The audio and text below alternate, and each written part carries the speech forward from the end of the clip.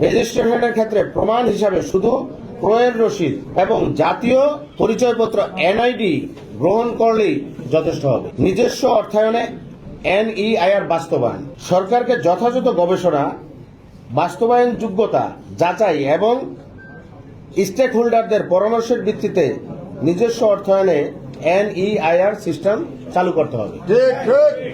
কারণ আমাদের গভর্নমেন্ট এত আর্থিক দুর্বলতায় নাই যে একটা কোম্পানির টাকা নিয়ে, কোম্পানিগুলোর টাকা নিয়ে তাদের এই সিস্টেম চালু করতে হবে। আমরা আমাদের এনইআইআর এই সিস্টেমের নেতিবাচক এবং ইতিবাচক দিক বিশ্লেষণ করেছি।